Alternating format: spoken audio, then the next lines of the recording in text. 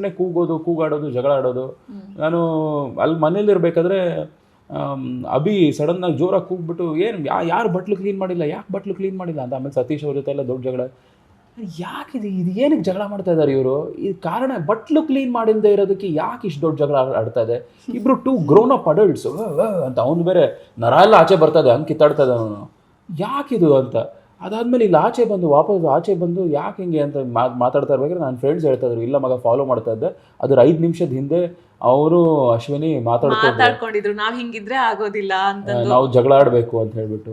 ಎಲ್ಲರಿಗೂ ಅದು ಗೊತ್ತಾಯ್ತು, ಅವ್ರು ಬೇಕು ಅಂತ ಜಗಳ ಮಾಡೋದಕ್ಕೆ ಮಾಡ್ತಾ ಇದಾರೆ ಅಂತಂದು. ಸೊ ಈ ತರದ್ ಒಂದು ಸಿಚುವೇಶನ್ ಅಲ್ಲಿ ಜೆನ್ಯೂನ್ ಆಗಿ ಮಾತಾಡ್ಬೇಕು, ಜೆನ್ಯೂನ್ ಆಗಿ ಕಂಟೆಂಟ್ ಕೊಡ್ಬೇಕು, ನಮ್ಮ ಒಪಿನಿಯನ್ ನ ಜೆನ್ಯೂನ್ ಆಗಿ ಹೇಳ್ಬೇಕು ಅನ್ನೋರಿಗೆ ಅವಕಾಶ ಕಡಿಮೆ ಆಗ್ತಾ ಇದೆಯಾ ಅಲ್ಲಿ? ಕಡಿಮೆ ಆಗುತ್ತೆ ಮ್ಯಾಮ್, ತುಂಬಾ ಕಡಿಮೆ ಆಗುತ್ತೆ. ಲೈಕ್ ಐ ಜೆನ್ಯೂನ್ಲಿ ಕೇಳಿಸ್ಕೊಳ್ರಿ, ನಾನು ಮಾತಾಡ್ತಾ ಇರ್ಬೇಕಾದ್ರೆ ಕೇಳಿಸ್ಕೊಂಡ್ರೆ I definitely won't bore you. ಆ ಎಪ್ಪಂತರ ಮೋಟಿವೇಶನ್ ಇದೆಲ್ಲ ಕುಯ್ಯಲ್ಲ.